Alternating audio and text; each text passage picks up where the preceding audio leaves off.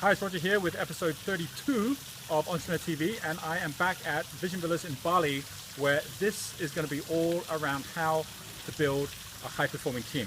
So come with me, because I've actually got the whole setup going inside where we have been running iLab, and everything around high-performing team is not actually just about the people. It's actually about your rhythm, as you're about to see. All right, so we'll find a little spot here. We've all been working through the day. Shane's videoing. This is not me with a very, very long arm today. That would be a bit weird. But what I'm going to do is I'm going to share with you, first of all, a quote, right? This quote here is from Buckminster Fuller. He says that wealth is controlled time. So what he really means by that is that a lot of us think that wealth or success is somewhere out there without realizing it's right where we are. It just has a pace to it. There's this great saying, this Zen saying, which is, in nature, nothing is rushed, but all is accomplished. Right? It's like everything's got its own pace. So if, for example, you think about driving a car, well, if you've got a certain pace, which is the right one for the engine, it's not going to stall, which is what happens when it's going too slow. It's also not going to burn out, which is when it's going too fast. And on each gear, when it's time to change gear, you change with it as well. You're also going to find that this whole kind of like sweet spot here, which is where wealth is, that's the same thing with your team. If you're going to build a high-performing team, just like the difference of a player at yellow level and a high-performing team is about the rhythm, is everyone playing, that's why you have drums in a band, everyone's following the same rhythm as well. Most of the time, your rhythm, if you're really good at getting a business started, is not the same as the rhythm of your team, which is why it gets so difficult to get them to follow you. So the most important thing is to stop being the lead guitarist or the lead singer and step back and be the drummer. If you really want to build a high-performing team, and if you're at that point in your business where you're thinking, I've got to get others involved in this thing as well, it's all about rhythm. So this here, don't go too slow, don't go too fast. It's like watering a plant. You end up watering a plant and you're watering it too much, too fast, it dies, right? So this is basically death or poverty, all your money runs out. You go too slowly, which is when like you're going to then stall the engine, same thing happens. Like if you're going to water a plant and you don't water it enough, it dies.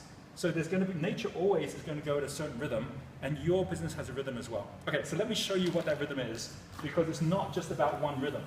It's about 5 rhythms. If we look over here, we've actually got here the 5 energies, or what we call frequencies, and they're called frequencies because something that's got a frequency has got a rhythm to it.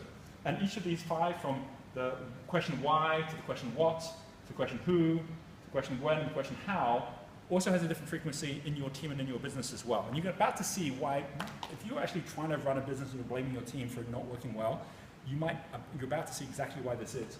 It's because if you actually break it up into these 5, and we have a little process we use that when you go into Genius U and you work alongside some of the things that we're sharing on there, and if you get the Millionaire Master Plan book, which actually goes through this really key second step of green level, which is refining rhythm, the whole focus at it is actually knowing that these 5 you have to follow as much as the rest of the team.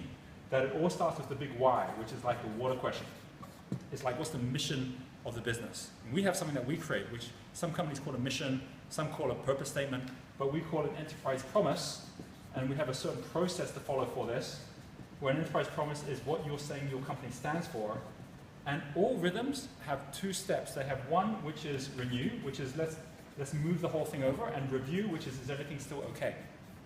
And what we say always at this level here, which is like, why are we even doing what we're doing, right? The big why, it always is about saying, let's never renew that, right? So the renew is like never, whereas the review is once a year. So ask yourself this question. When in the year, this is like Andrew, right? When in the year do you get with your team and actually say, right, here is where we want to take our business, and are we on track right now with our purpose? So everyone's aligned to that. They're all reviewing it at the same time. With all our companies, we take a 1-year retreat off-site where we get together and we do that every year. And it could be that in your case, you haven't been doing that enough, or you've been changing what you're trying to do so often, which happens at yellow level, and that's great. But at this level up here, you need everyone to be able to be aligned where they know they're serving the same mission. If you do this at this level, then you can get on to the second thing. And the second thing is not a 5-year plan or a 10-year plan. It's your operational 1-year plan. It's something we call a team charter. So this is your what. If you're at a point right now where you're thinking, why can't all my people do what I'm asking them to do? It's because you should be the one asking them to do it. You should be the one asking them what they want to do. So the what is when you've actually got, within your enterprise promise, something called a team charter, which is like a 1-year plan. And we have a process in which we do this that those of you who work on our mentoring and Entrepreneur Mastermind, you know how we do this on our Crystal Circle. This is about setting up a team charter where you now have got a renew once a year. So the annual here becomes a renew now. And you also have got a review, which is every 3 months. So now, because of the growth in our company, every 3 months we take all of our project leaders, all our company leaders, and we bring us together every 3 months for a couple of days to basically say, right, first of all, are we all on track right now with our enterprise promise? Are we looking at our team charter, and are we doing what we said we were going to do over this last 3 months? What do we need to do to change? See, one of the problems is sometimes we get people to join our team, and we never give them enough time to get going, just like planting a seed and thinking it's going to grow yesterday. Right? But if on the other hand you say, well, let's give you 3 months to work it out, and you're not in there interfering every day, but you're giving them a chance to say what they're going to do and then see if they can do it. And even if you're thinking they're not doing it the way I would do it, or they're not doing it, in the way that I think is necessarily right, I might give them some feedback, but I'm not about to fire them or like ask them to leave straight away. They haven't had time to prove themselves yet. You set up that 3-month cycle. It's like the seasons. You're now working every 3 months to a new season. If you do that right, then the next step here, which is the who, this is about each of your people saying, what's my part in that team charter? This is what we call a personal compass, which is, you could call it a job description, but it's more than that. A personal compass is something that you don't write, or your HR department writes. It's something that your actual staff members and your team members, they write each of these down themselves, from the project leaders through to whoever's actually answering the phone. The personal compass is what they're saying they're taking ownership on themselves. And it always is something that allows the team charter to happen. It's always something that they renew every 3 months, because things do change. So now this is every 3 months to quarterly. And they review it every month. Why is this important? Because again, if you show up saying, I've got this new idea, or why don't you go do this instead of this, you're disturbing everyone having the chance to actually grow at their pace. And it's a little bit like going up to someone who's playing the bass guitar halfway through and say, let's just change. And they're going, wait, I haven't finished the song yet. Right? So this is about making sure everyone is owning their success and celebrating their success as well. That then leads to this one here, which is the when. And when, question mark, is all about something we call our project maps, because we have run promotions for everything. There's a reason that all multinational companies, all of them, have quarterly reporting, right? Like you can't be on a stock market without giving quarterly reports.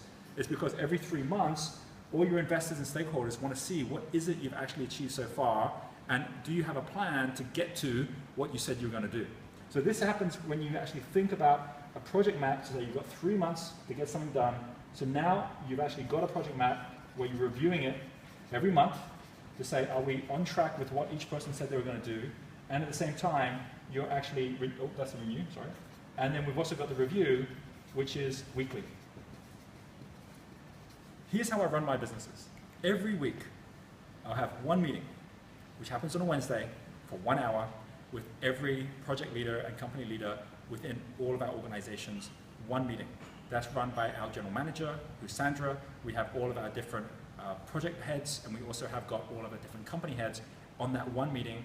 And I'll be listening in and knowing already what is everyone saying at that point they want to be doing, and also are we ahead or behind on their measures and their milestones. Right? And then I'll mentor if I need to give some extra advice or extra thoughts, but I won't be there just jumping in and saying, let's just do something totally different. Because that's what ends up, it's a bit like planting a seed, the seed becomes a sapling, and then you pull up the sapling to see how it's growing.